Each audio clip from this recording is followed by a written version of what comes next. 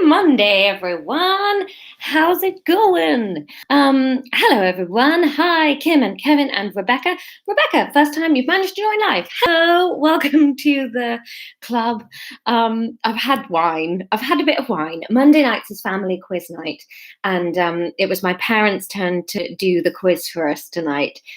And my bloody dad, first round, was Latin names for body parts. Who knows? Not a clue, Dad.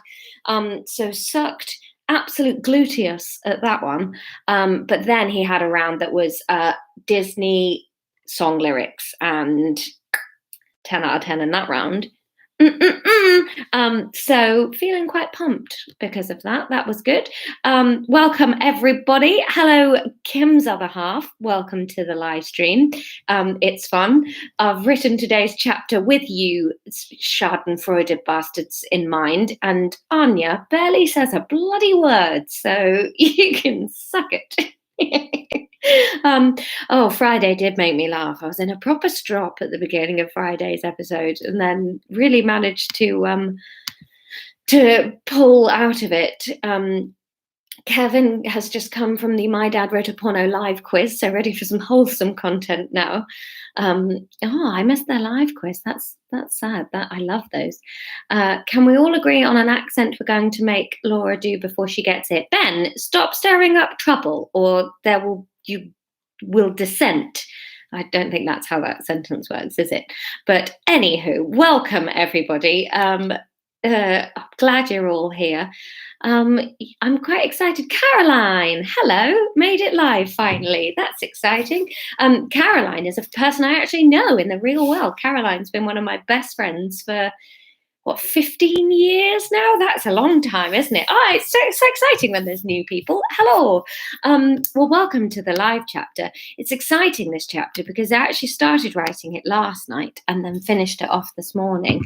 And I was a bit nervous about doing it because I've really tried to sort of think about my own experiences in this chapter. And then I read it to my husband, and he said it was harrowing.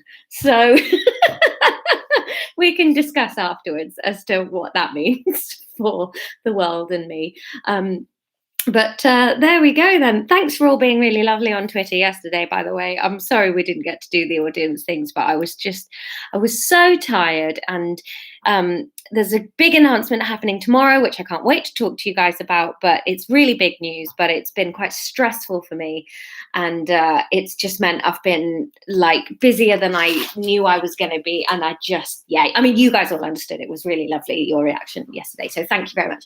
But can't wait to tell you the news. And I wish I could tell you guys before the rest of it, but I'm not allowed because it's all official and stuff.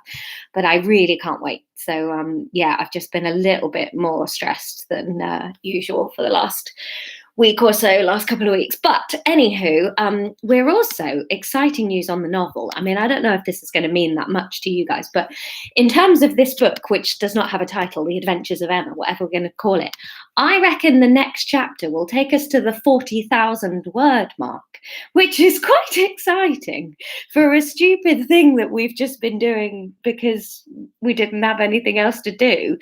We'll probably hit 40,000 words with tomorrow's chapter, which feels like quite a landmark moment in terms of writing, doesn't it? So we'll get going, shall we? Nuts is here now. That's all we were waiting for. Where have you been, Nuts? Come on, mate. We've been waiting for you. There's lots of names I recognise. I'm sure there's a few missing, but I think you all sort of swap in and out nights, so I can never tell whether everybody that sort of votes. So let's read chapter 16, shall we? Right, here we go. Okay. Emma woke up Sunday morning with a fizzy, excitable feeling in her stomach. She lay for a few minutes in her bed, looking forward to what the day had to offer. It felt like such a win, because not only was it going to be a good day, but it had the potential to be a truly awful day. So the quality of the day, measured as a differential between how bad it could have been and what it had turned out to be, was immense. Emma congratulated herself silently for not only having a good day to look forward to, but for having come up with such a technical and intelligent way to measure the goodness of the upcoming day. Her week could have been so dismal. She could see it playing out in typical Emma fashion in her mind. First, she saw herself that Monday morning texting Theo the second she woke up. She cringed at the memory of how much she had wanted to send it, and how she had bounced off to work that day expecting a reply at any moment. The tiny cinema screen in her mind showed herself offending Fiona in the shop that day and spending hours up to her elbows in black mold down in the stockroom. Like a sad Christmas carol, she imagined how bad the week would have been if Jack hadn't been there to cheer her up Monday night. Firstly, she thought about the text messages her mother had sent her that night. She'd not noticed them on the walk home with Jack. She'd been distracted and chatty. But in her vision of the worst possible version of her week, she pictured her phone buzzing on the sofa and herself grabbing it in heart-thumping hope, only to have her excitement dashed when she saw her mum's name on the screen. Then she saw herself trying to make it up to Fiona the next day without the confidence of Jack telling her she was in the right. Poor Fiona would never have Simon's phone number. The week dragged on in Emma's mind. Wednesday, with no text from Theo, so she had a microwave meal for one. Thursday, still no message, so she'd bought herself a Wuthering Heights dress. Friday, in a desperate bid for attention, she'd had her hair cut into a bob. Emma shivered and shook the imaginations clear from her head. No, thank you. The week had not been like that, because she had friends now. True, Theo had not made contact, but it had not been an official worst week ever, because there had been her people around to pick her up. Fiona, Anja, and Emma had hit it off immediately in the shop. Emma was so surprised that Anja liked them and their company. Anja seemed so cool and together. It baffled Emma as to what she liked about her and Fiona's unique brand of scatty loser. But, like them, Anja seemed to. Anja and Emma had hyped Fiona all day Tuesday until she felt fully brilliant about herself, ready for her drink with Simon that night. The drinks had gone fantastically. Fiona had sailed into the shop on Wednesday, absolutely glowing and refreshed. It was nothing like being with Norman, she'd breathlessly told Emma. He was so focused and interesting, and we just talked and laughed. I felt so relaxed. It was amazing. Emma had expected to feel cruelly cold jealousy at Fiona's date tales because her phone was still staying stubbornly silent. That is quite hard to say, that one. Still staying stubbornly silent. The rain in Spain stares mainly in the plane. Still staying stubbornly silent. I've had too much wine to get my teeth around that. Still staying stubbornly silent. But Fiona's joy was so innocently pure that Emma managed to keep her sadness to an absolute minimum. Anja had popped into the shop on her way to the dinner shift at her restaurant and caught up on all the details. Fiona and Simon were all set to go out again Saturday night, this time for a full dinner. On Friday, even though the trial was only supposed to be one day, Anja came back for another test run of the hot chocolate in store. She was pretending it was to see how things went on different weekdays, but Emma was pretty sure she wanted their company. Anja was horrified to hear that Emma still had not heard back from Theo, but when Emma provided Anja with a list of 14 separate things she had thought up as excuses to text him again, Anja threatened to push her down a flight of stairs if she so much as touched her phone. Emma felt like her ribs didn't need any more assistance in being permanently painful, and so vowed to herself that there was to be no follow-up contact. Emma had learned through Anja that the technical term for what was happening to her was ghosting. This apparently did not mean that Theo had died and was haunting her, but that he was not responding to her message after having initially shown interest. The fact that there was a word for it actually made Emma feel a bit better. It wasn't just her. It wasn't her fault. Also, the term applied to his behaviour and not hers. This had to be a good thing too. It meant he was the only one behaving in a way worthy of comment, and not her. At the end of Friday's shift in the shop, as Anja headed off for the busy Friday night in her little restaurant, she mentioned that she never worked the Sundays there. Emma and Fiona also had Sundays off because the shop was closed. Delightedly, the three of them made plans to see each other, and Emma invited them both to her flat. She half-heartedly offered to cook, and then made fluttery eye contact with Anja whilst offering the alternative of just providing her kitchen should someone else want to cook, and Anja laughed and agreed to cook for the three of them if Fiona and Emma provided the wine. It was agreed, and Emma felt riotously happy. People coming over to her flat. Oh God, people coming over to her flat. Saturday morning and evening were spent hastily adding things to the flat that she thought people who took notice of their surroundings and or regularly had people over might have in their living space. She purchased a plant and some books. Then she returned the books in case either Fiona or Anja asked her about them, and she had to admit that she had not read a single one of the books in her house. She'd been on the verge of panic ordering an entirely new set of kitchen knives and saucepans when she'd caught hold of herself and tried to picture Anja's response to her dilapidated kitchen equipment. Try as she might, she couldn't conjure a version in her imagination where Anja judged her or cared. The cursor hovering over the next day delivery button was left ignored as she went to bed Saturday night, ready to have her friends in her house and to feel no panic about it. She went to bed hoping that her new plant would sincerely convey the message to her new pals about how overjoyed she was to have them in her home. There we go, halfway. Chapter break, shall we? Lisa loves that Emma has made good friends. Yes, nice, isn't it? It's good. Best thing about lockdown, only need to keep the visible bit on the screen clean. Oh, I don't really know what that's referring to, Kim. The best thing about lockdown is just not having to wear anything except from the shoulders up. I mean, I am wearing stuff on the lower half, but like it doesn't have to be like I'm still wearing yoga pants from earlier. Just it's so comfy. My bra's not even done up. It's just around my shoulders for no reason. Woohoo! So there we go. The vote was a landslide in favour of having people over to Emma's house. But I think that's because you all fancy Jack so much that you're just doing anything in the votes to get Jack into the story. And I'm on to you shipping Jack and Emma to the extent that you are. So, right, second half of the chapter. At 8:07 p.m., Emma slid heavily off the sofa, landing with a bump on the floorboards. She was laughing so hard she couldn't pull any more air into her lungs. Fiona was already on the floor over by the window, wiping mascara off her cheeks and honking loud gasps of laugh out into the room. Anja lay across. I've just seen somebody's commented, yeah, sure, we fancy Jack. Yeah, all right. So Jack looks exactly like Jurgen Klopp in my imagination of Jack, and I'm not sorry. And Emma looks like me. Theo looks like a poo in a hat. She was laughing so hard she couldn't pull any more air into her lungs. Fiona was already on the floor over by the window, wiping mascara off her cheeks and honking loud gasps of air out into the room. Anja lay across the armchair with her knees pulled up against her chest, howling at the ceiling in merriment. Emma just couldn't have stopped laughing if she'd tried.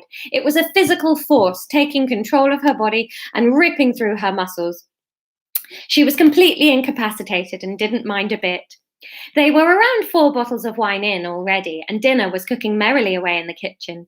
Anja had been in and out of the kitchen for a good hour upon arrival, adding various things to various pots, and each time she'd come in and out through the door, Emma had smelt wafts of aroma teasing her nose and stomach. She was extremely excited to taste Anja's cooking, not only for the quality, but also to soak some of this excess wine. The 3 of them let their laughter die down, aftershocks getting fewer and further between as they giggled and provoked each other back into spasms. Yeah. After a few minutes, Fiona sat up and looked blearily at them. Do you know, this has been one of the best weekends of my life, she said. I don't know what accent that was. That was getting back into Geordie, wasn't it? Do you know, this has been one of the best weekends of my life. I can't do it now. I don't know what accent that's meant to be. Is that Welsh? That might be Welsh. I can't remember. I've had too much rosé now. I got a lovely Pinot Grigio blush, and it just goes down. Stop asking for Anja to say stuff. I can see you in there in the fucking comments. Anja doesn't talk anymore. She died in the last chapter. Stop distracting me. I'm trying to read. After a few minutes, Fiona sat up and looked blearily at them. Do you know, this has been one of the best weekends of my life, she said, and then promptly burst into tears. Emma laughed in surprise at the sight of a sniffling, giggling Fiona and crawled across the floor towards her to give her a hug. Don't cry, she said, dabbing at Fiona's hair and trying to suppress the laughter that was threatening to come back in case Fiona didn't take it well. Fiona was sort of laughing herself, though. At least Emma thought she was. It was amazing how indistinguishable laughter and crying were after a certain amount of Pinot Grigio, or perhaps they always were. It's good crying, Fiona insisted. First, I had such a lovely time with Simon last night, and now this is the most I've laughed in ages. What a lovely weekend. She was off again, beaming and streaming. Anja laughed heartily at the sight of the 2 of them huddled on the floor. All right, here you go, you vultures.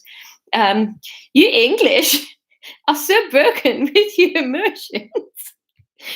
You'd think I'd have practiced over the weekend, wouldn't you? But I haven't. You English are so broken with your emotions. I'm from Sweden. You English are so broken with your emotions, she said. Oh, God.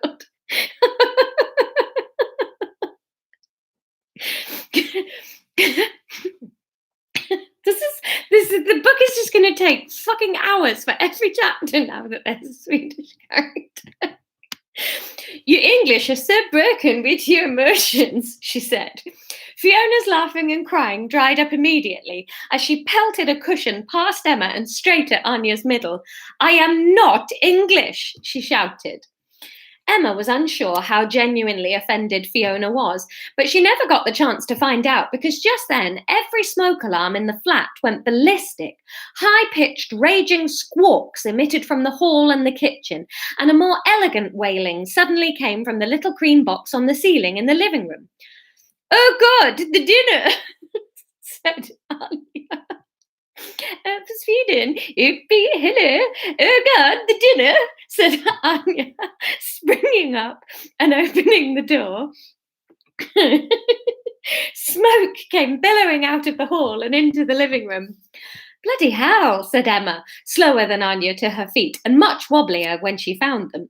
Anja was already disappearing into the smoke in the hall. Don't go towards the fire, shouted Emma after her, but it came out like a question because she was so unsure about telling someone as confident as Anja what to do.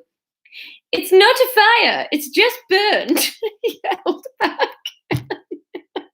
Yep, the girl I heard her is not a fire, it's just burned, yelled back Anja over the din of the alarms.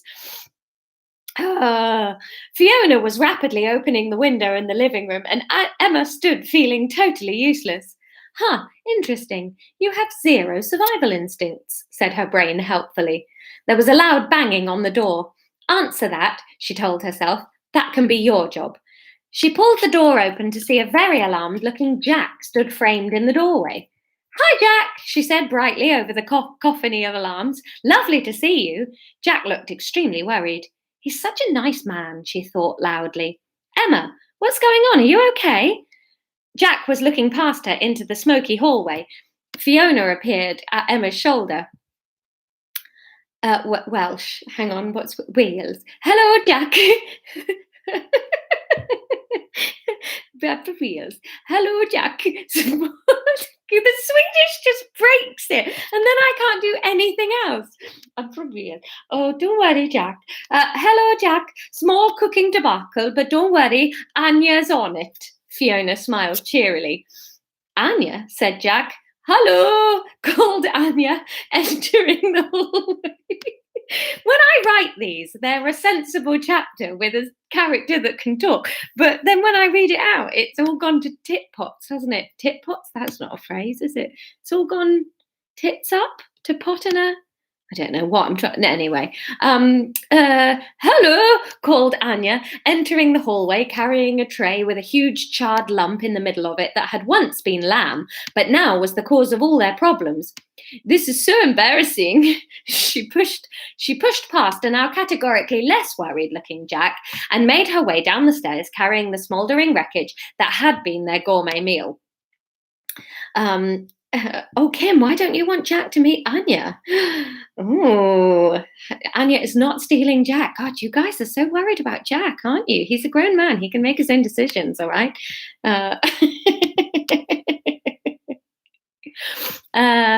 Would you like to come in? Said Emma, but Jack shook his head. She felt a nugget of disappointment somewhere beneath the fog of wine. I couldn't possibly, said Jack. Not with Elliot upstairs alone. He'll only dig through the floor in a desperate attempt to get to you. Mind if I go and get him? Of course not, Emma laughed, buoyant again, and Jack disappeared up the stairs. Anja returned from outside with empty hands. I owe you a new tray, was all she said before disappearing into the flat. Emma felt the laughter inside her threatening to flood back up through her body, and she didn't feel like her ribs could handle another bout of exercise. She took a deep breath, inhaled a huge lungful of the dissipating smoke, and began to cough immediately, causing herself far more pain in the chest than the original laugh would have done. Leaving the door on the latch for Jack and Elliot, Emma wandered through to the kitchen and surveyed the smoking oven and wide-open windows. Ah, well, was all the thought she could muster, and she grabbed another bottle of wine from the fridge and headed back to the living room, where she found Anja and Fiona already on the internet and ordering a takeaway. A furry face appeared around the living room door and nudged it wide open enough to dash through and dart straight into Emma's lap. "Hello, Elliot," she said, happily, rubbing his head and burying her face in his fluffy neck. "I really am drunk," she thought to herself, as the familiar, dusty, distinctly doggy smell replaced the acrid scent of burned food in her nostrils. She pulled her face back up out of Elliot and smiled up at Jack. "Jack! Anja, this is my neighbour, Jack. Jack, Anja is a chef. Well, not tonight. Sorry, Anja. My luck is rubbing off on you." Anja poked her tongue out at Emma and then stood up to shake Jack's hand. Emma noticed how tall she was against Jack. She felt an odd surge that she couldn't quite place when she saw how nice the two of them looked next to each other. Jack with his straight back and confident bearded face. And Anja with her pale hair and broad shoulders. "Are you jealous?" a drunken thought asked her suddenly. "No. Why would I be jealous? She's very pretty." So, that was as far as Emma's thoughts got, as Fiona's phone was passed to her and she had to try and focus on the little squiggles that apparently made up a takeaway menu. By the time she had chosen a portion of prawn toast, a chow mein, some noodles, and a tub of Ben & Jerry's, everyone had settled into chairs and the chat was merrily continuing. Jack, it turned out, had been to Anja's restaurant several times and loved it. He had 1,000,001 questions for her about cooking and how she had got started. "That pizza we had was good though, wasn't it?" Emma was alarmed to hear her own voice blurting out into the room. "You are jealous," she thought wildly to herself. "You're jealous that he's interested in Anja." "No, I'm not. How could I be jealous? I set him up with Fiona," she argued with herself furiously. The heat from the internal rage was fueling a serious cheek burn, which she was sure could be seen from space. That was before the zoo and the pizza and stuff. "You like him." The conversation that had been bubbling nicely in the living room had halted abruptly with Emma's verbal expulsion, and the other three were staring at her. Jack rescued the situation. "Yeah, it's a great little spot, that. I took Emma to the stone hut," he explained to Anja, who nodded in recognition, and the two of them fell back naturally into a conversation about pizza and other little independent restaurants in Bath. "You're jealous," the wheedling little voice in Emma's brain piped up again. "You're jealous." "I'm not jealous, I'm drunk," she muttered under her breath to herself. But drunk she was indeed, and she saw Fiona's eyes flick in surprise to her eyebrows raised. Emma forced herself to relax and join in with the conversation. She felt thick-tongued and uninteresting, though, and every time she said something, she got the sincere paranoia that the others were just humouring her and waiting for her to finish so they could get back to the more refined conversation. When the food arrived, it was far more than anyone could have eaten, and Emma sat with the prawn toast in front of her, wondering why on earth someone with a morbid fear of the texture of prawns had assumed she would like them gelled onto toast. She scraped off a few sesame seeds and then quietly fed it to Elliot. He was halfway through his second piece when she got the irrational fear that prawn toast would be somehow poisonous to dogs, and she felt like crying. "I'm completely unlovable and I've killed a dog," she thought to herself cruelly. "Not at all," said a kinder part of her brain, "but you are absolutely smashed and you need to go to bed. After you've eaten some noodles to soak up the very worst of this terrible day you're going to have tomorrow." She scooped the chow mein into her mouth, feeling better with every mouthful and trying in vain to join in where she could with the conversation by at least making mumbled noises of agreement or amusement. Fiona joined her on the sofa. "You all right?" she asked, seeming to perceive something was wrong. "Oh, yeah," Emma lied, completely unclear about whether she was lying. She might well have been all right, but then again, something was up, wasn't it? "I'm just tired. Bedtime for me, I think." She tried a bright smile at Fiona, but feared it was wonky and unconvincing. "Me too," said Anja from across the room. "My cab will be here in a moment." "I'll walk you down," said Jack. "I need to take this one out for a little stroll anyway." He indicated Elliot on the floor. "At this time of night," said Emma petulantly. Shut up, screamed her thoughts. You're going to make it really obvious. Make what really obvious? That you like him, but I don't like him. Don't you? Do I? Emma was really tired of herself mainly, and she stood up quickly, thinking to herself that she could be in bed within minutes if she stood up now and made a really poor effort of brushing her teeth. Unfortunately, she stood up with so much impetus that she overbalanced on unsteady legs and immediately sat back down again. The other three laughed, and she felt tears prick in the back of her eyes, where usually she would have joined in with the laughter. They said their goodbyes at the door, and she held it together long enough to thank her guests and be a gracious host. But when the door closed on Fiona, she turned and slumped her back into it. She eyed the new plant by the fireplace and felt curiously betrayed by it. Her toothbrushing was barely more than a brief introduction to each of her teeth to the concept of toothpaste, and her face washing was non-existent. She fell into bed feeling swimmy and disconcerted, unable to put a finger on a single emotion and completely unsure how such a fun evening had turned to such a sour aftertaste without anything really even happening. There you go. That's the end of the chapter. Yeah, Georgina, I agree. Food at restaurants in baths. Terrible idea. Alien Bob says, finally, Emma's figured out what the story's about. God, how did Emma not realise that a load of people she'd never met wanted her to be with her upstairs neighbour? So there you go. You guys weren't too harrowed. Best day ever ruined by her insecurity. Well, this is the thing, you see. So I feel like that quite a lot that's why I don't like drinking very much. And when I do drink, I drink in my house. I don't like to drink out, and I hate being drunk around people. And I sort of wrote this chapter thinking other people will feel like I feel. And then I read it to Tom earlier, and he was just staring at me and going, is that what's happening in your brain when you get drunk? And I was like, yeah, sometimes I feel really paranoid when I'm drunk. And he was like, babe, I know you get paranoid, but I didn't realize this is how sad it was in your brain. So I was quite nervous about reading that chapter, but you guys seem to be nice and chirpy. So your question that you can decide for tomorrow, we need to take her out of this gloom. That's adorable, Nuts. Yes, we'll cheer her up tomorrow.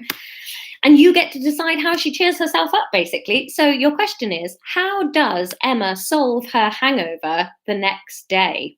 Yes, the hangover paranoia is the worst. Hangover paranoia is... how does Emma solve her hangover the next day? You can choose between exercise... bitch, please. But I thought I'd put it in just in case you guys are psychos. Fried food, vomiting, or sugar. Those are her 4 options for how she's going to fix her Shane. She's not going skydiving. It's Emma. Come on. How does she fix her hangover the next day? Exercise, fried food, vomiting, or sugar? Those are your choices. Enjoy voting. If you could vote tonight, that would be really helpful because I'd love to write and get this written before lunchtime tomorrow.